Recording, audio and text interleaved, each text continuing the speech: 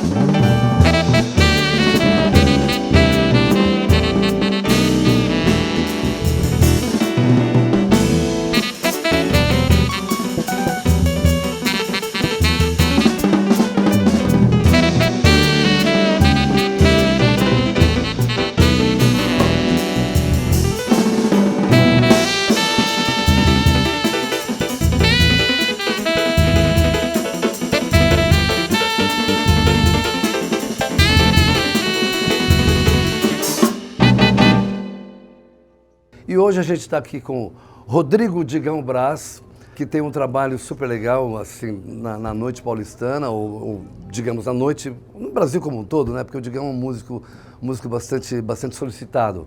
E aí, Digão, tudo bem? Vamos apresentar a sua banda? Claro. Primeiro? Tá? É um prazer. Aqui no sax, a Cíntia Psim. No contrabaixo, Jackson Silva. E aqui nos teclados, o meu brotherzinho, Robson Nogueira. Agora é o seguinte, são quantos anos de carreira, de trajetória de carreira? Eu comecei a ter um estudo mais sério, como estudo sério mesmo, aos 15 anos. Tá. Porque eu tive uma formação musical muito grande, né? A minha mãe tratava a música como disciplina em casa. Sim. Então todo mundo começou a estudar com 6 anos de idade. É uma coisa então, que já vem de família. Já vem de família. Tá. Com a minha mãe, com o meu avô. Então eu tive uma iniciação musical que permeava a disciplina de casa. Minha mãe até brincava, Sim. Você pode jogar bola, pode fazer o que você quiser, mas 1, 2 horas por dia você vai ter que mexer com o instrumento, tem que Tinha essa regularidade? Tinha essa regularidade. Que legal isso. E eu já vinha com isso implicitamente na minha vida, porque eu tenho mais 2 irmãos mais velhos. E aí eles Que são músicos também? Um é músico, o outro é engenheiro, Tá. mas que de alguma forma a música ainda permeia a vida de ambos, né? Tá. Principalmente do que é músico mesmo. Então, ter essa coisa da carreira, eu posso dizer que são 27, 28 anos em cima da bateria, né? Mas, por exemplo, fiz aula de piano antes de tocar bateria. Você estudou outros instrumentos Outros também? instrumentos. Tá. E violão. Bom, por isso que essa facilidade da criação do tema, porque vem também a lance da melodia, da Exato. harmonia, tudo legal. Tá. Exato. Esse desenvolvimento, ele acabou realmente sendo uma prática no meu cotidiano desde pequeno. Então, para mim, realmente é natural estar com esses instrumentos, né? Não é uma coisa que eu saio para a rua para tocar, Sim. mas são instrumentos que em casa estou com eles. Você é bem familiar com eles. Exatamente. Maravilha, maravilha. E aí acho que dentro desse decorrer da vida acadêmica e de músico prático, né? Não só as turnês, os discos que eu gravei, discos solos, por exemplo, do Carvão 2015, são... O Jongo faz parte do Carvão, não? Faz parte do Isolamento Musicado, Tá. que foi gravado agora em 21. Tá.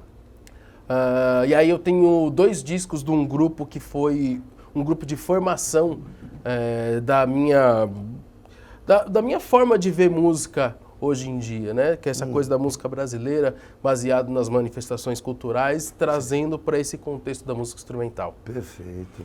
Digão, eu fiquei sabendo de uma outra particularidade sua que eu achei muito interessante. Você também é jurado de carnaval, dos carnavais? Exatamente. Você leva muita paulada, muita cacetada? Como é que Isso funciona é isso? quase uma lenda urbana, né? Vamos dizer assim, né? Essa coisa do jurado.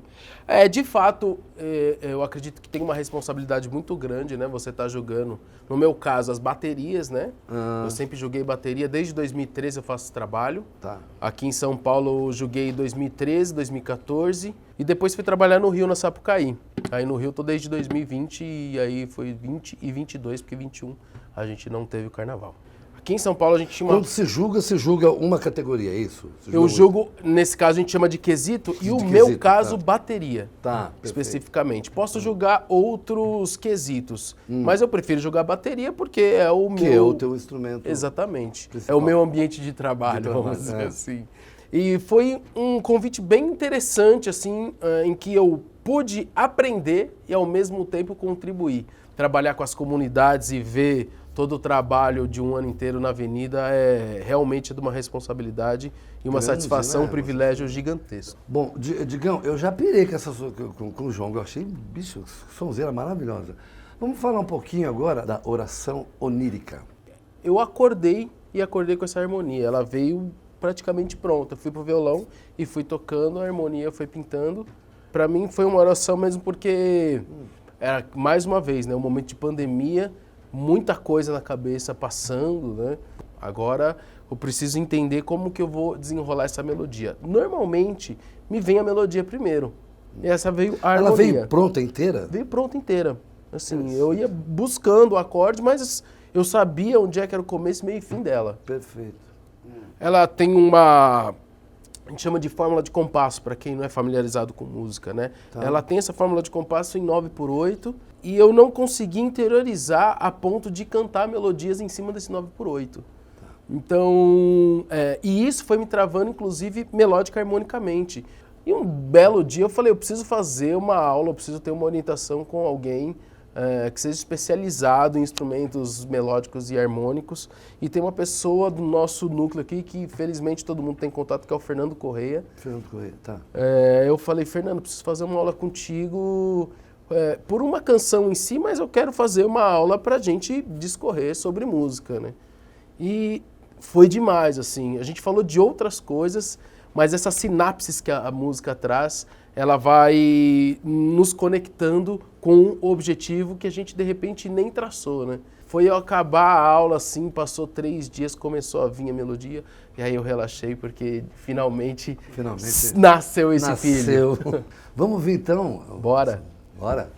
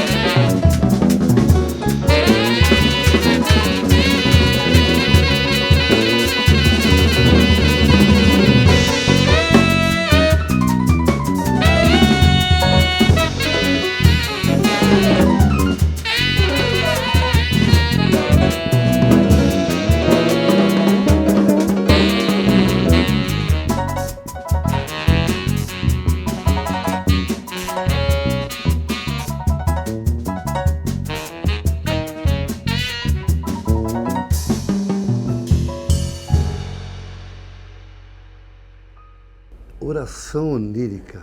Velho, que canção é essa, meu compadre? E essa veio através de um sonho? É através de um sonho. Coisa maravilhosa isso. Né?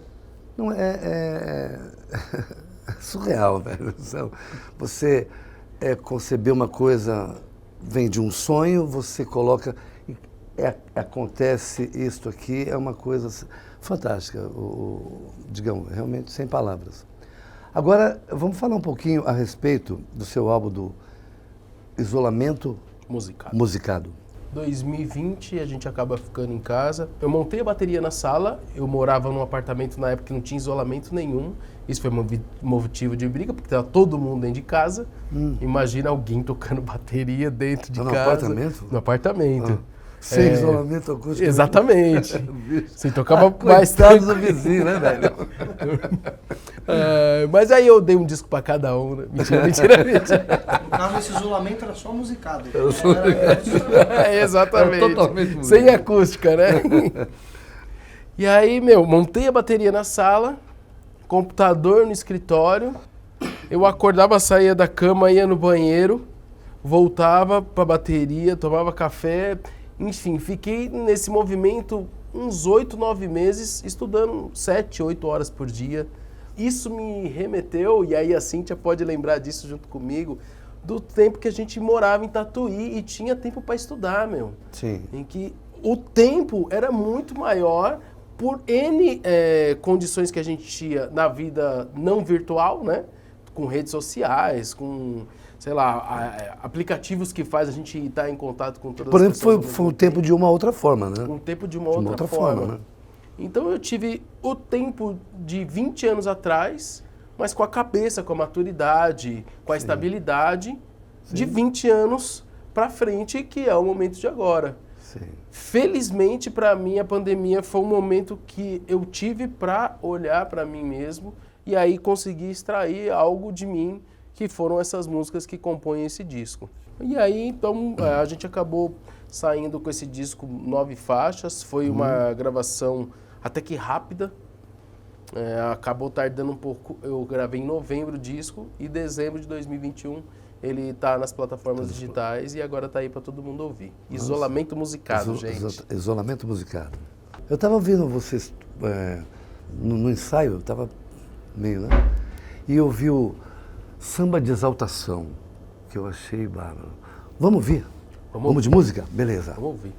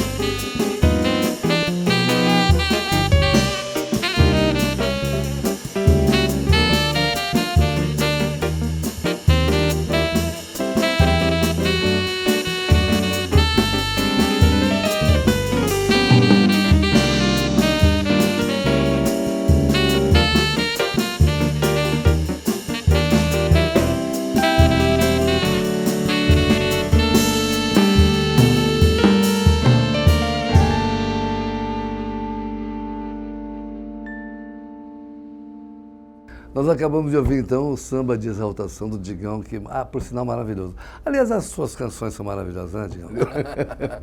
Você é muito generoso. Digão, vamos falar agora um pouquinho a respeito da questão, assim, da sua música, de você enquanto músico, essa relação familiar, essa coisa de família. Bom, eu sou bisneto de músico. Meu vô era músico também, minha mãe musicista, meu tio-avô músico. Olha que maravilha. E ele é também fundador de uma banda de coreto lá em São Bernardo, que eu toquei, eu tinha uns 8 anos de idade, eu fui tocar nessa banda. Bom, não tinha como você fazer outra coisa, então. Né?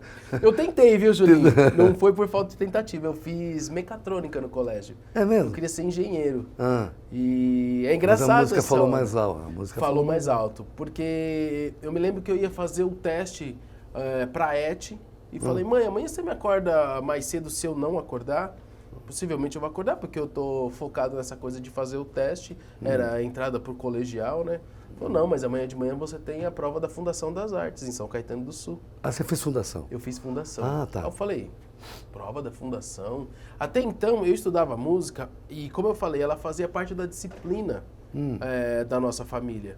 E eu não tinha isso como uma obrigatoriedade. Perfeito. Assim como eu fui jogar bola, entrei na aula de natação, a aula de música era mais um dos skills, das habilidades que a gente adquire quando é jovem, criança, para você se familiarizar ali, né?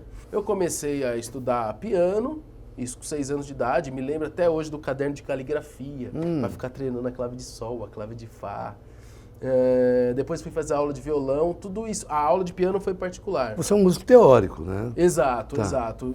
Foi essa parte da cognição através de forma textual, né? Que é escrever e ler música, é uma coisa que para mim realmente fez parte da minha educação, da sua educação como criança. Tá. E aí eu fui estudar na fundação, isso com 15 anos. Com os 17, eu já estava tocando profissionalmente. Ah, tá. E eu comecei, inclusive, a ir mal na escola, porque já tocava de quinta a domingo, Entendi. chegava na segunda-feira, com não certeza, aguentava né? mais. Mesmo criança, adolescente... Porque já era trabalho, né? Já era trabalho. Virou trabalho. Exatamente. E isso já estava atrapalhando num outro... Entendi. Eu lembro que até era uma questão de honra, né? Eu chegava pro meu pai, não, pode deixar que eu pago o colégio esse mês. Entendi. Porque eu tinha o dinheiro do que eu estava Mas não estava indo ao colégio. Não está. E as notas estavam daquele jeito. E as notas lá embaixo. A minha mãe, já sabendo da condição... A mãe é mãe, né, velho? Exato, né? Logo ela que queria isso desde sempre. Quando meu pai chegou do trabalho, ela falou assim, o Rodrigo falou que não quer mais estudar mecatrônica, não, quer ser músico. E como é que foi, assim, essa O meu pai, reação? ele não é músico, ele era metalúrgico. Só que ele apoiava muito esse sistema disciplinar que a gente tinha em casa, vendo tudo, as benesses que isso tinha, já com os meus 2 irmãos, e o que isso proporcionou na família da minha mãe, né? O meu avô era maestro, o meu tio-avô era maestro. Uma família de músicos, né? Exatamente. Família de músicos. E aí, ele percebendo isso, ele falou, agora é o pontapé que ele faltava para ele, de fato, adentrar nesse universo da arte. Assumir. E aí, na hora, ele me pegou, me levou no colégio, chegou na secretaria e falou, eu vim trancar, eu lembro até hoje, eu vim trancar a matrícula do meu filho porque ele não quer ser mais mecatrônico, ele quer ser músico. Ele quer ser músico. Aí eu vi, olhei e falei, agora não tem mais como voltar atrás. É isso mesmo. É difícil, né, essa coisa da decisão, de como decidir a sua vida ali com 16, 17 anos. É uma dúvida cruel para todo mundo, e todo mundo já passou por isso de alguma forma, né? Eu assim, falando assim, rapidamente de mim, eu não tive esse tipo de problema, porque eu não tenho uma família de músicos, de músicos, 1 ou 2 só. E assim, falando de mim pessoalmente, eu sou um autodidata. Entendi. Então, na qualidade de autodidata, a decisão para mim ficou mais fácil. Virou opção, né? Então, virou trabalho. Desde então já virou trabalho. São parâmetros importantes, né? Hoje em dia a gente dá muito com adolescentes, jovens, e a gente vê a dificuldade que é de uma decisão, mesmo que isso venha de um cotidiano, que nem no seu caso, é uma decisão, né, que vai traçar a sua vida. Não foi uma decisão difícil, porque eu já estava, inclusive, trocando profissionalmente. Mas a partir do momento que eu decidi, eu falei, acho que agora vai ter que ser dessa maneira, né? Quando você é jovem, nessa idade, e você começa a trabalhar, você vê uma renda rápida chegando, e uma renda, às vezes, até que não condiz com amigos da mesma idade, né? Sim. Você fala assim, rapaz... É uma grana generosa. Exatamente. Você fala assim, nossa, acho que isso aqui é bacana mesmo. Então foi assim, foram muitas confluências para eu, de fato, decidir a ser músico e falar, preciso fazer isso da vida. E hoje é a melhor escolha que eu fiz, porque ela tem ocupação na minha vida 25 horas por dia, não tem jeito. Ainda bem que você fez essa escolha. Glória. Por qual motivo você optou pela bateria? Olha, dizer que teve um motivo específico, eu não vou conseguir relatar. Mas nessa banda de coreto que foi do meu tio, eu toquei surdo. Tá. E eu me lembro que eu comecei tocando trompete. Perfeito. E aí machucava a boca, criança, né? Você fala, a Cíntia sabe melhor do que eu. Pra que eu vou ficar sofrendo? Você imagina? E a percussão é uma coisa quase instintiva para nós, né? Tá. Para música em si, a parte rítmica tá ali implícita. E aí eu me dei muito bem, assim, foi um gosto muito peculiar, assim, de, né, colocar o surdo com a fivela e tocar aquilo, assim, na banda de coreto. Então foi uma coisa muito interessante. Eu tinha uns 8 anos de idade. E a bateria, com uns 13 anos, eu sentei na bateria a primeira vez. Mas quanto tempo de estudo você tem, assim, diariamente? Legal. Como eu falei, na pandemia eu consegui estudar, assim, sei lá, 7, 8 horas por dia o instrumento. E essas 7, 8 horas, ela não necessariamente é tocando o instrumento.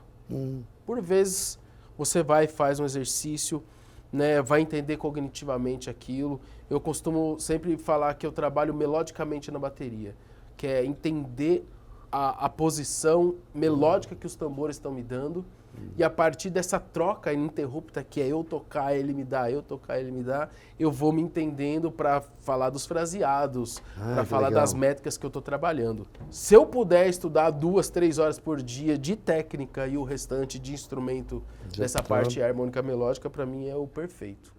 Maravilha, gente. Bom, então agora é o seguinte, a gente ouviu música, coisas maravilhosas, não sei o quê, mas aqui todo mundo toca em algum lugar e todo mundo passa por alguns perrenhozinhos, algumas coisas assim. Tem umas historinhas muito loucas assim de noite que acontecem que todo mundo tem, não dá pra dizer que não. Jackson, fala pra mim aí, o que rolou com você assim na noite, em algum fato assim? Olha, tem uma que eu lembro que é bem engraçada, que a gente foi tocar, primeira vez, um trio, e aí a pessoa, um baterista, chegou já bem à vontade, sem camiseta e tal. Pô, sem camiseta, velho? Pô, tava tão calor assim, velho? Pois não tava tão calor assim. E aí começamos a tocar e tal, e aí o som tava quente e tal, e nessa o pedal do bumbo escapou, quebrou alguma coisa. E aí tava tão uma pressão que ele começou a chutar o bumbo pra poder tocar. Enfim, aí marcou essa história aí, porque já foi o primeiro encontro já desse jeito. O cara já chegou causando em todos os sentidos ali, no som, na pressão, e sem camiseta, todo mundo já falou. Literalmente chutando a bateria, chutando o balde. De óculos, né? E de óculos. Robson Nogueira, vamos falar a seu respeito. O que você já presenciou ou aconteceu com você na noitada assim? São tantas, né? Mas eu tô lembrando de uma que é boa.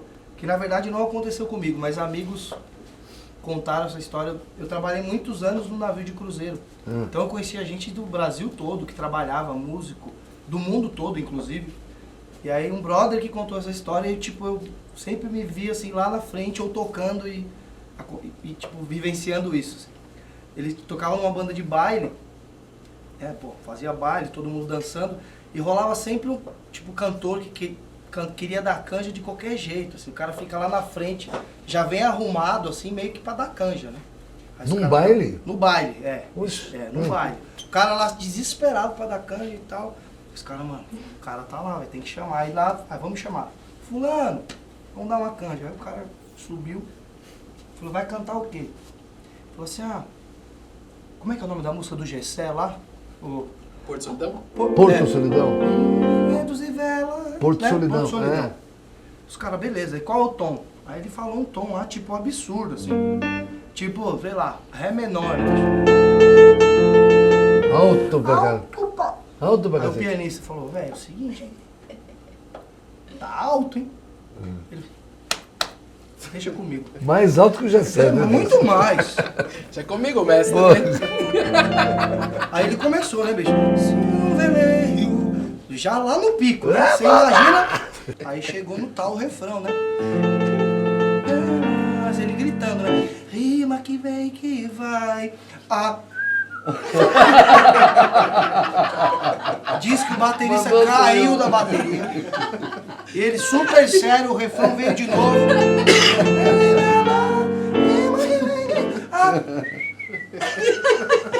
E aí, bicho, não preciso falar mais nada, né? Nossa Senhora. Joia. Cíntia, e aí, Cíntia? Fala pra nós. Nossa, tem algumas, né? Mas eu acabei de lembrar uma aqui. Eu toquei por anos no programa do Ratinho na televisão. E lá tinha de quarta-feira um programa musical, que vinham vários artistas e tal, e a gente ficava à tarde passando com eles, né? E a gente, tipo, passava na hora. Eles chegavam, fulano de tal vai cantar. O que ele vai cantar? Ele vai cantar o sucesso dele e tal. E tem um solinho, que é mais ou menos assim. Aí o cara assoviava o solinho, você tocava o solinho lá. Muitas vezes eu escrevia, né, os solos que tinha. Aí eu lembro que eram tipo uns 10, assim. Aí tinha um que eu já tava cansada de escrever. Eu falei, esse aqui eu vou lembrar, né? Não escrevia, aquela hora que você dá o tiro no pé. E aí a gente tinha passado a tarde, foi jantar, e na hora de gravar, beleza. Aí vem um cantor, um artista, a gente acompanha, vem um outro. E aí você fica muitas horas esperando lá, né? E nesse esperando, já foi. Aí eu tava meio distraída assim, aí eu vi aquele cantor que eu tinha que fazer aquele determinado solo para introdução da música. Falei, velho, como que é esse negócio? Aí meu marido trabalhava comigo, eu cutuquei e falei, como que era o solo? Ele, não sei. Coitado do marido, né, velho? Desespero. Falei, lascou, não sei. Falei, beleza, ele tá improvisando uma introdução aqui e vai dar tudo certo, né? Aí, 3, 4, saí tocando só. O cantor, assim, era um cantor sertanejo, olhou pra mim. Aí ele, para! Não parar, para tudo. Não era isso que a gente combinou, né? Para que essa saxofone me derrubou. E o ratinho lá, né? Mas tava bonito, tava mais bonito do que o dele, mas ele não gostou. A saxofone Ele você me não, mandou assim, pro espaço. Nossa, mas aí deu um BO depois, aí maestro brigando comigo, gente. Eu fiquei Olha, traumatizada por uns dias, confesso que não foi fácil, mas depois eu me recuperei. Eu não vou contar uma história minha, vou contar uma história do bar. Eu tinha um espaço na Rua dos Pinheiros ainda, porque era, na época ainda não era Julinho Clube, era Partitura. Então lá o pessoal, bar cheio, e eles entupiam o banheiro, faziam uma série de coisas, né? Um negócio assim, noite, sabe como é que é, nego? Tudo amado, né? Joga papel, bom, tudo bem. E aí eu acordei no dia seguinte e tal, fui dar uma pesquisada nas coisas, então, e fui lá dar uma olhadinha nos banheiros e tal. Quando eu dei descarga, o banheiro subiu, tal. Falei, puta, que lá entupiu, né? Bom, tentei aquela coisa, aquele procedimento caseiro, que é não sei o que, a bomba, fiz de tudo. Joguei soda, fiz de tudo, velho, nada. Falei, puta, vou ter que chamar um profissional, né? Aí tinha um tal de Jerônimo, que era uma figuraça, sabe? Era um cara que falava assim, né? Ô Jerônimo, é o seguinte, velho, eu tô com um problema aqui tal, e entupiu aqui o banheiro aqui. Ele chegou lá. Então, e eu fiquei, então, num cantinho, que eu estava fazendo fechamento, que eu estava quietinho lá no canto e tal, e ele foi mexendo lá nas coisas. De repente, ele estava lá, e ele deu uma puta gargalhada. Ele falou, Julinho, porra, velho. 30 anos como encanador, eu nunca vi isso na minha vida. Eu falei, o que foi? Ele falou, não, vem aqui e tal. Bom, a gente chegou lá, cara, ele pegou e falou assim, olha, tirou a bacia e tal, tinha uma dentadura, velho. Manja. O cara saiu do bar. Manja, cara. Tinha uma dentadura, velho.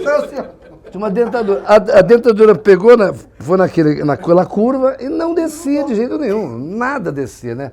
O nego devia estar muito birita. Ou ele ou ela, porque foi no banheiro feminino. Então. Mas os caras também usavam. Então não dá pra saber. O cara saiu banguela, né? Na manha deve ter vazou. Paga aí pra mim, vazou. Até hoje não fiquei sabendo quem é, mas bicho, pô. Se fosse hoje, eu vou puxar aqui. Puxa aí. Mas essa história foi muito louca, muito legal. Eu vou me permitir contar duas histórias. Vamos porque ver tem as um duas. cara que é muito amigo nosso aqui, que é o Bira, saxofonista. Ele falou que uma vez estava lá no Carnaval de Iguape, um carnaval muito famoso, e tem um grupo lá chamado Gato Preto. E aí, bom, vai começar, né? Escola de samba Gato Preto vai entrar na avenida, 10 minutos, 5 minutos, e aí o anunciante da escola, de todas as escolas, fala assim, e aí, vamos começar? Eles falam, não, peraí que falta o cavaquinista, ele não chegou ainda. Aí falam assim, como assim, falta o cavaquinista? Mas precisa entrar, tem um horário, né? Não, peraí, só um segundo. Aí espera mais um pouquinho, chega um determinado horário, o apresentador falou, vai ter que entrar agora. Falei, mas não tem cavaco. Ele falou, mas não tem como, tem que entrar. A escola precisa entrar, precisa dar andamento no desfile. Aí o cantor olhou e falou assim, tá bom, vamos lá. Aí ele, pode ir. Aí o cantor, alô, Gato Preto! Alô, bateria! Chora, cavaco!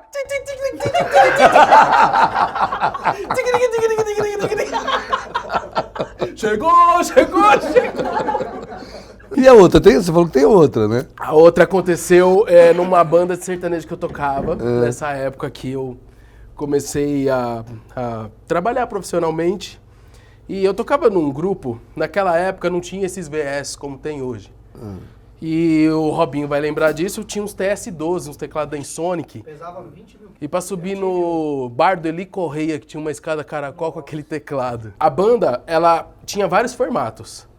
Então, ela poderia acontecer os dois cantores e um duo, que geralmente era o Fábio Leal, amigo nosso, de guitarra.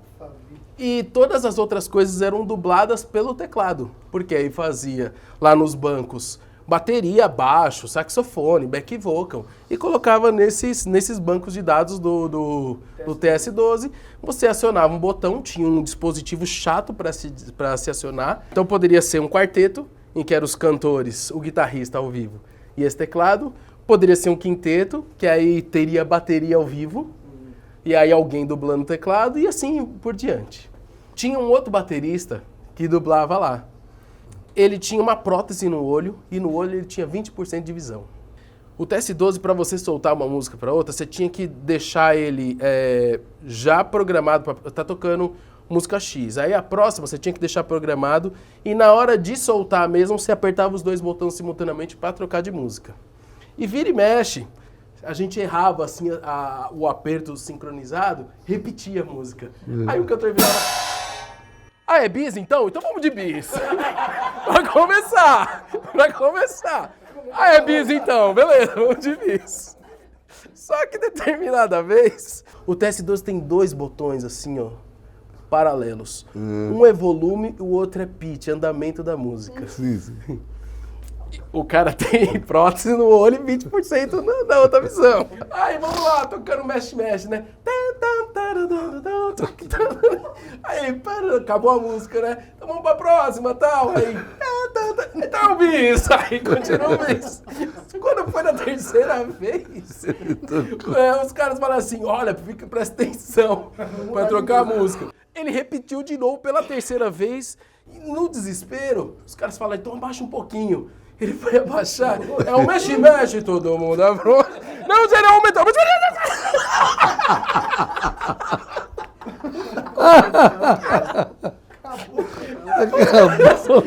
Os caras sabiam mais o que fazer, só que os cantores eles eram tão bem de espírito que eles rachavam o bico junto. Não, de novo, mas meu essa do beat abaixou assim o nome da música, subiu, abaixou o volume, foi uma lambança. Quantos casos interessantes que tem na noite pra gente se divertir, né?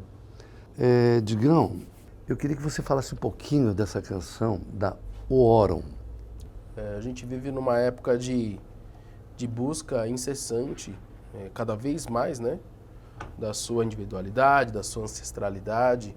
Em 2018 eu fui fazer uma viagem com a minha mãe para descobrir mais sobre o paradeiro da minha família. Minha mãe veio para São Paulo com 12 anos de idade. Meu avô, que era o pai dela, ele acabou tendo problemas mentais mesmo, de internação, e depois veio a falecer. E eu precisava conhecer mais sobre a minha família.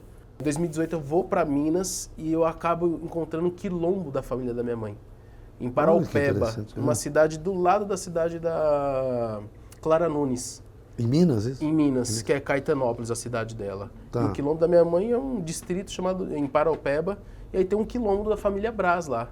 Era um chamado seu. Exatamente. Um chamado seu, né? Isso foi mesmo, de fato. Eu precisava conhecer mais sobre a história da família da minha mãe. E nesse ano de 2022, veio uma música assim, na minha cabeça, que vem uma melodia, uma base, Sim. que isso é muito característico da música africana, né? Interessante. De ter alguma base melódica ali, por um xilofone ou coisa do tipo. E aí acabei construindo essa música pensando, então, nesse resgate que eu fiz em 2018. Essa Orum é sol em Yorubá.